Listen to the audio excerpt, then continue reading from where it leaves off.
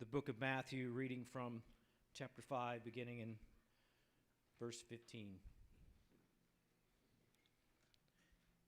You are the salt of the earth, but if the salt loses its saltiness, how can it be made salty again? It is no longer good for anything except to be thrown out and trampled by men. You are the light of the world. A city on a hill cannot be hidden. Neither do people light a lamp and put it under a bowl. Instead, they put it on a stand, and it gives light to everyone in the house.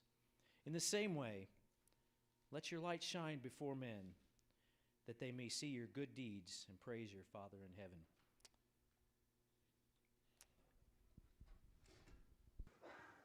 Doing stunts this morning. All right.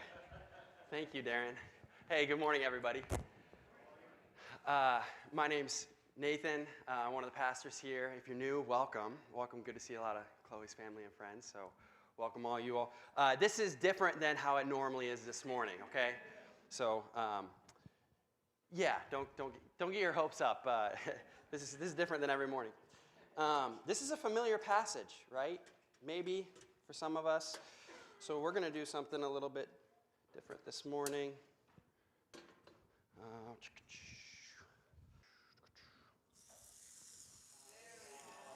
That's what I'm talking about.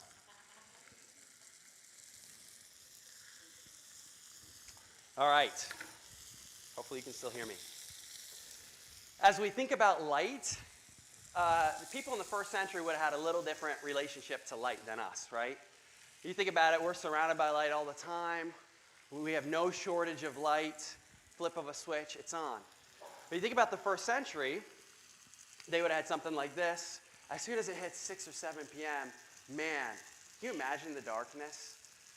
Only lit up by maybe a few candles, or the moon, or the stars, that kind of thing. They wouldn't have had headlights, no light bulbs, that kind of thing.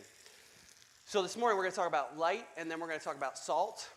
And I'm just going to go through this pretty quickly, give you 4 facts about light, and then 4 facts about salt, and then we'll go through this. So, if you got sermon notes, now is a good time to break those out. So the first thing about first thing about light. In light, there is vision. Light provides vision, right? This is a pretty basic thing. If you want to know where you're trying to go, you can see, that's a good thing. If you want to buy something like fruit, you can inspect it and discern if that's good fruit or not. In the Old Testament, in Exodus, we know as God was leading the Israelites, at night, he led them as a pillar of fire, light, right?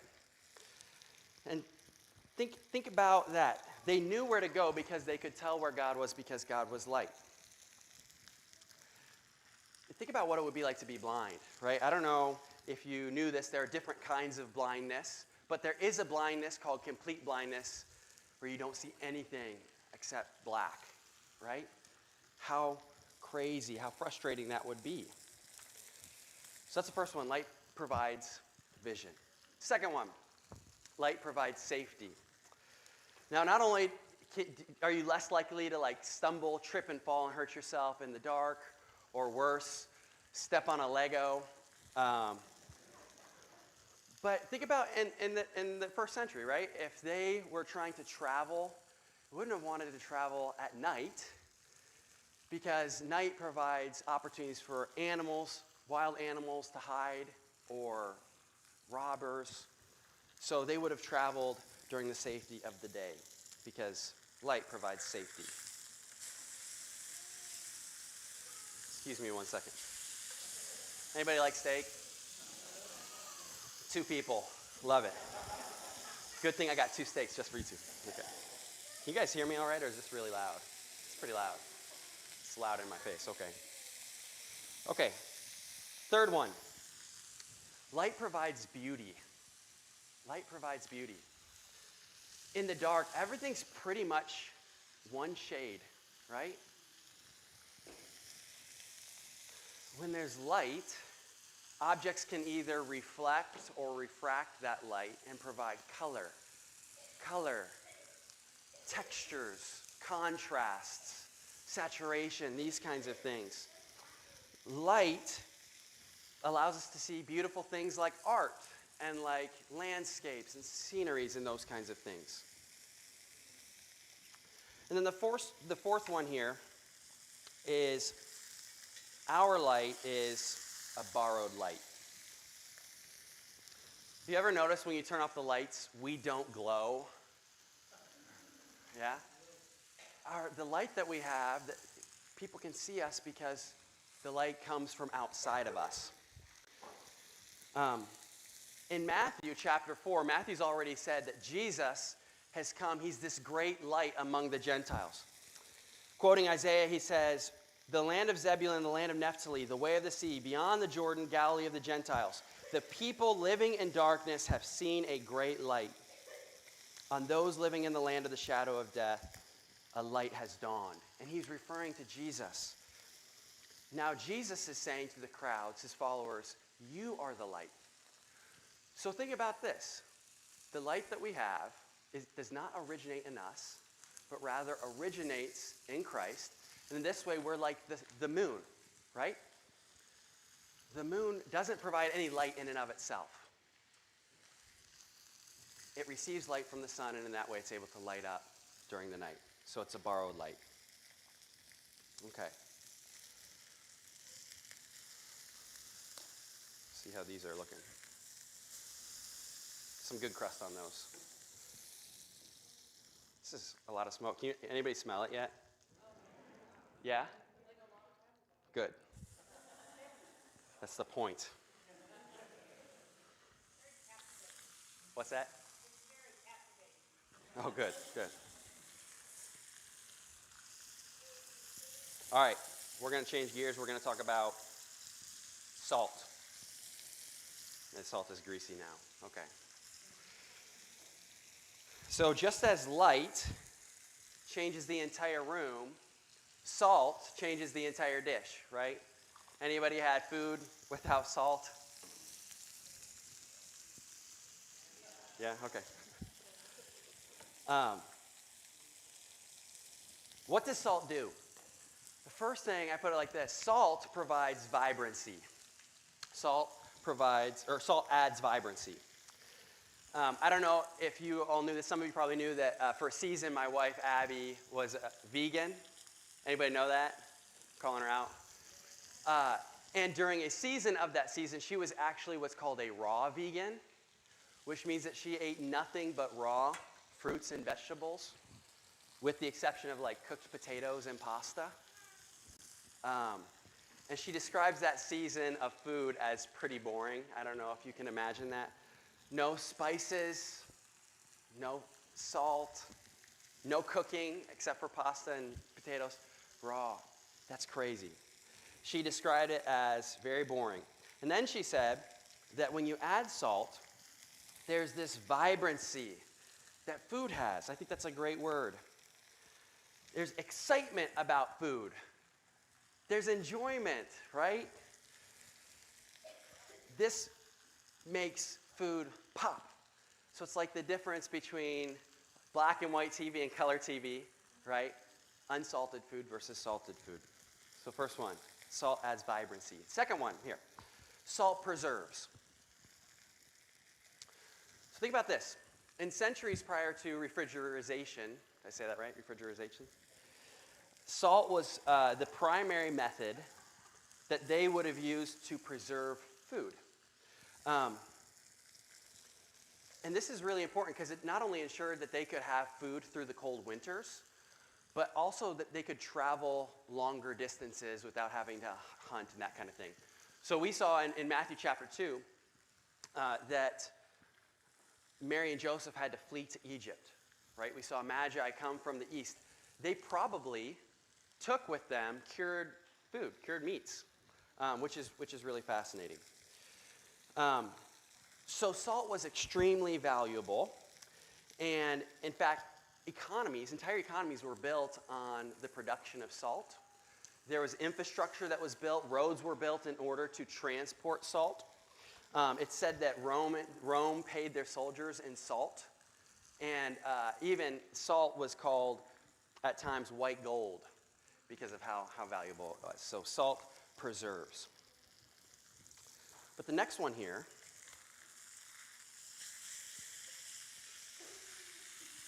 this is fun, man. This is fun. The next one here is that salt is necessary for life. I didn't know this until this sermon. And maybe Dr. Poplin can correct me here. But according to the World Health Organization, sodium is actually an essential thing. It is necessary for regulating fluids in the body. It's essential for maintaining plasma volume, or acid-base balance, transmission of nerve impulses, and normal cell function. I didn't know any of that, but that's kind of crazy, and it makes sense why it would have been so valuable in the ancient times, right? Okay, but the last thing here, salt must be applied. It doesn't really do any good if this salt stays in the jar as it has, right? It's not going to make anything better. It's not going to make the food better so long as it's in the jar. It's got to be in contact with the meat. Got to be in contact with the meat. Okay. I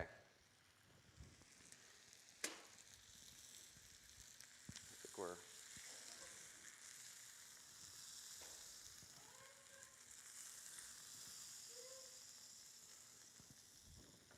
Pastor Dan, you're up. All right. I can see all this.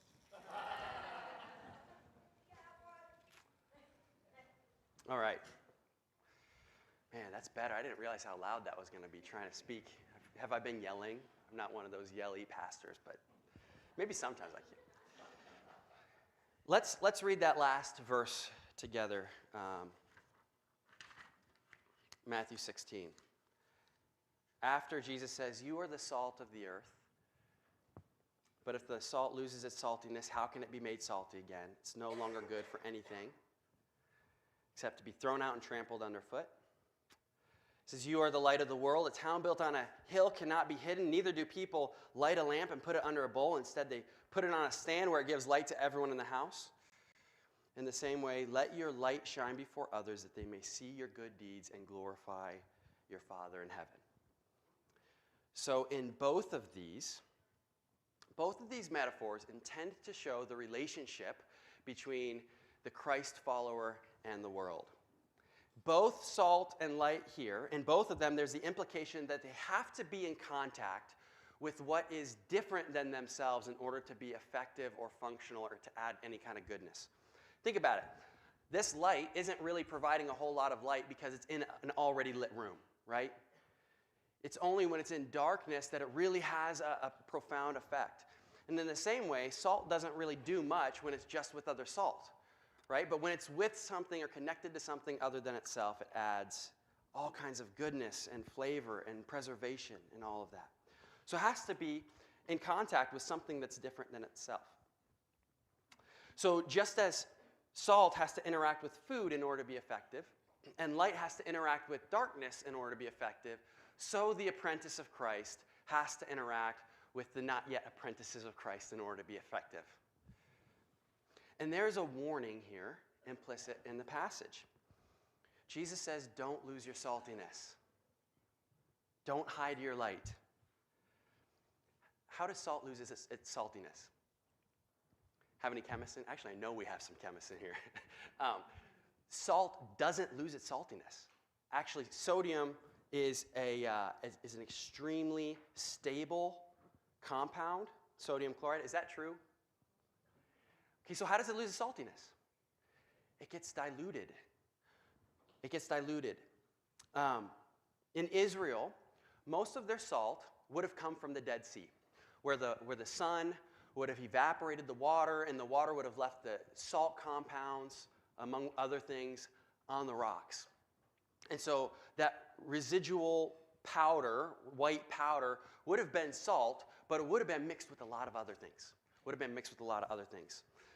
And until it was processed, it would have just basically been road dust. It wouldn't have functioned as salt. It wouldn't have tasted like salt. Couldn't have been used as salt.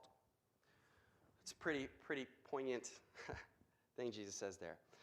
And the thing with the light, he says, you don't hide a light under a bowl or a cup.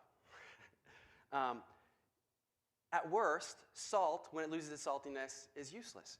But when you put a flame like this under a bowl or a glass, it snuffs out the flame. That's not good, right? It's not good.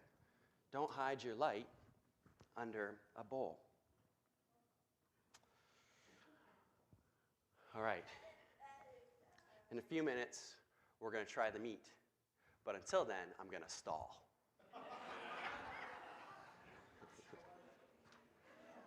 Okay, so take one, pass it around. Grab one with the toothpick there. Sorry for the person who gets the gristle. It probably still tastes good.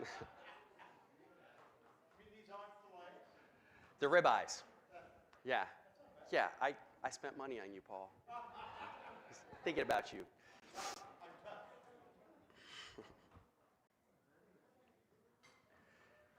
As we're doing that, can you just imagine with me? Imagine a world without salt. Isn't it crazy we have this on our tables, so accessible? And think about how valuable that would have been. That just has been something that's been crazy to think about.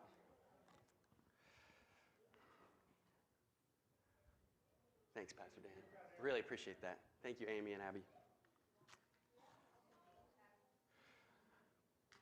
Okay, does everybody have a piece?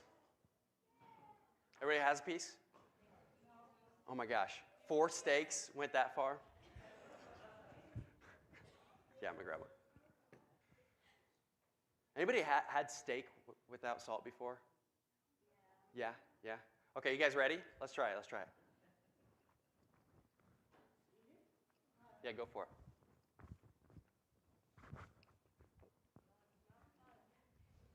It's not bad. It's still steak. Disappointing?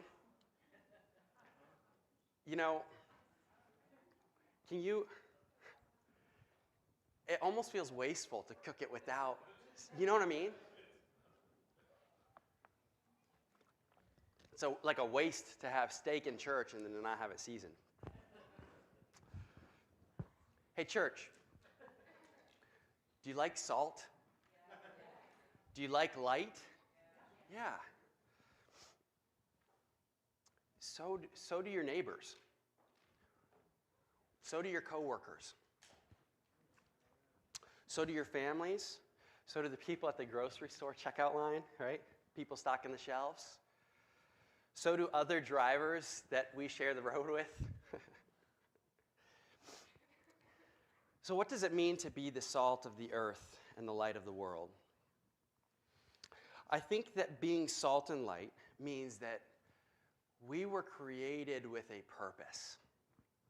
We were created to add flavor to the world.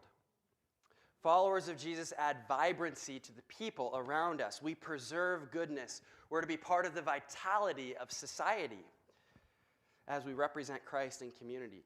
So Christians are called to, wherever they are, no matter their jobs, no matter their abilities, to be the salt of the earth and to be the light of the world, to make the earth delicious, right? We're to add goodness and love and truth and beauty to others. But we can't do this if we stay disconnected, if we remain in our holy huddles. Or as Dietrich Bonhoeffer says, he says that flight into invisibility is a denial of the call. A community of Jesus which seeks to hide itself has ceased to follow him, end quote. So we have to be like others, or with others. We have to be with not yet apprentices to Jesus to show them and tell them of the deliciousness of Jesus. So let's not forget that we are salt. Let's not forget that we are salt. All right. Jesus says, so let your good deeds shine before others so that they may see them and glorify your Father. So what does Jesus mean by good deeds? I'm going to quote John Stott again. He says that good deeds is a general expression to cover everything a Christian says and does because they are Christian. Every outward and visible manifestation of their Christian faith. So I think the big idea here, if you're taking notes, from both of these metaphors is stay pure, stay visible, and stay connected. How are we to stay salt and light? Stay pure, stay visible, stay connected. Through connection and through good works, through living our lives under the lordship of Jesus, being transformed by the Holy Spirit for the glory of the Father, all in connection to others, so that through that, God may be magnified in and through us. John Stott again writes, we are to be ourselves, our true Christian selves, openly living the life described in the Beatitudes and not ashamed of Christ. Then people will see us and our good works, and seeing us will glorify God. For they will inevitably recognize that it is by the grace of God that we are what we are, that our light is His light, that our good works are His works done in and through us. So it is the light that they will praise, not the lamp which bears it. It is the Father in heaven whom they will glorify, not His children who He has begotten and who exhibit a certain family likeness. So how are we to be salt and light? This is the last part here. I think that there's a lot of ways that we could look at this. I think I put it like this, that there's two ways. There's through short-term interactions, and there's through long-term friendships. So there's probably different ways that we could slice and dice the pie, but I think that this is helpful. Short-term interactions, right? Salt the earth. Guys, we aren't just Sunday morning Christians, right? We live our lives in our day-to-day moments, right? Our average lives, and those are the times that God uses us to transform us to His likeness. In these day-to-day moments, we partner with God to salt the earth and shine His light. It's moments like this in the checkout line, while driving, while talking with a coworker, while playing with a grandchild or a child, or students in Saga, when you're enjoying that Saga cafeteria pizza. You know what I'm talking about. It's good stuff. Okay. These day-to-day moments. So we kind of have an idea, right, of adding vibrancy and flavor and light and goodness. So what does that look like for you? That's the question you gotta ask. Or maybe a better question is, what are the things that happen in your day that tempt you to act in a way that is incongruent with being salt and light in the world? That's a good question there. Don't forget that not only are people watching, but this is part of God's plan that through our actions, people may glorify Him. Okay, second thing, long-term friendships. My goodness, I wrote a lot here and then ended up trimming it. So for the sake of time, let me just share a little bit about being salt and light through long-term friendships. And specifically, again, with long-term friendships with people who maybe are not yet believers. I don't know if you all are spending a lot of time with not yet believers, if you rub shoulders with them or not. I don't know. But let me just begin by asking, who are those who you know who aren't yet following Jesus? And what does it look like to, over time, through intentionally pursuing friendship with them, be salt and light? In this day and age, relationships are hard. It's easiest to just be friends with the people who are most like us. And if you don't have a lot of friends who are not yet believers, it's really kind of easy to just settle into community, right, where it's natural and it's easy and all of that.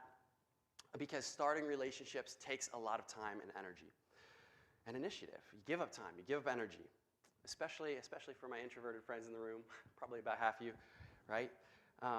As we get older, it's easy to just settle into what's good and easy and natural. It takes work to maintain relationships, and initiating new friendships take the most work. Maybe for you it's not about initiation at all. You've got that. Maybe you struggle with social anxiety. Listen, in a world where you can literally measure how much people like you on social media, social anxiety is a real thing. It's a real thing. In this day and age, preferences are getting extremely particular, and differences are getting extremely heightened. And it can make us feel about whether others will like us or accept us. You know, social anxiety is a real thing. And lastly, with long-term friendships, I want to say this. I wrote a lot about this. I feel like there's this bad Christian mentality that, like, you have to convert all your friends, which, like, adds a lot of anxiety a lot of times. Obviously, sharing the love of Christ with your friends is a good thing, but let's not reduce or equate salt and light with just, like, giving a gospel presentation. You know what I mean? So hopefully through long-term friendships, that will happen. And you'll have opportunities to talk. You'll have opportunities to talk with your friends. Okay, what is it? What's this light I see in you? But before a lot of people can hear the gospel, a lot of times they just need to build trust with Christians. Because in this day and age, Christians in the church have sometimes a pretty negative perspective. And sometimes just having friends in order to evangelize them or proselytize, I mean, people can sense that, right? And it can make people feel like projects, and it can actually reinforce a negative stereotype of Christians. So let's take the long-term approach, build trust, show love, and trust God. Again, be ready to share the good news of what God has done in the world and in your life, but don't force it. Don't turn them into a project. Want conversion, pray for opportunities to share the gospel with them. But sharing the gospel is both what we do and what we say, right? So honor them, listen to them, ask good questions, hear them, love them, serve them, show hospitality, show generosity, model the goodness and love of Jesus. Be salt and light. Again, ultimately the question is, what does it look like for you to be salt and light with those that you rub shoulders with in short-term interactions and through long-term friendships? So there's a lot that this can look like, but I want to give a practice as we've done each week. You know, I think that this can look different for each of us, but just as the light doesn't originate in us, so I think that it's a good practice to go to God and to ask him, okay, God, where or with whom or how would you like me to be salt and light? And so this is a practice called listening prayer. And if you have in your notes, there's an article from InterVarsity that talks more about this. That's pretty good.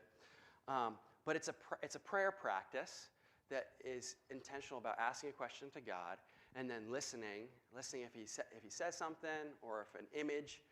It's just a practice in paying attention to the voice of God, because prayer is not just a monologue; it's a dialogue, right? But if you're like me, sometimes I can get monologue-y. But I get paid to be monologue-y sometimes, so you know. Okay. Anyway, so here's what I want to invite us to do as we talk about being salt and light. Tonight, before bed, turn off all the lights. And if you have a candle, light a single candle. It represents the light of Christ. You can do this alone or with a friend or family member. Maybe open your hands in a posture of receiving, like you want to hear from God. And prayerfully ask, God, what gift or gifts have you given me that reflect your light? And then listen. See if you can hear or see if there's an image or an impression that shows up. And second, God, how can I reflect that light to the world? To whom, where, how, when, these kinds of questions.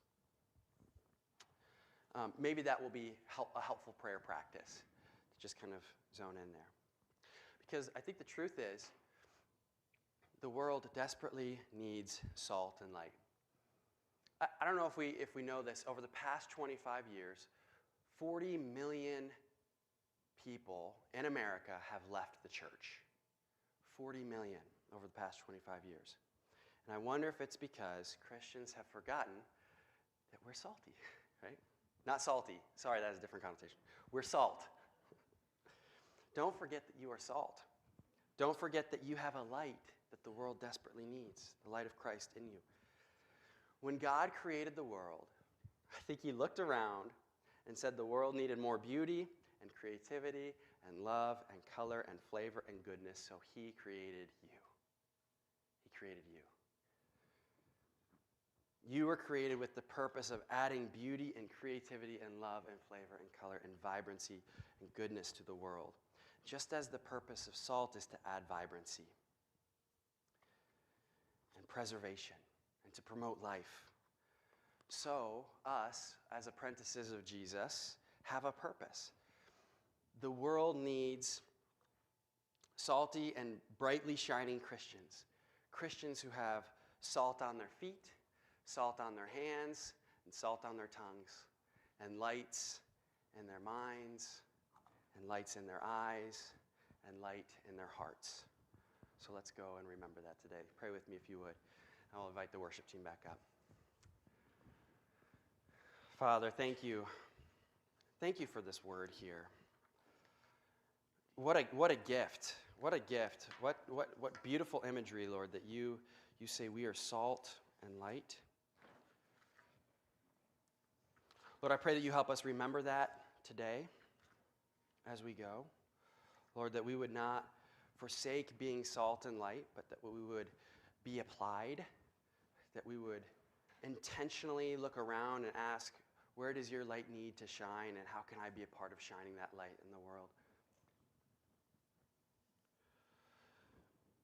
Father, in a day and age where the world desperately needs you, I pray that you transform us evermore to look like your Son, Jesus Christ.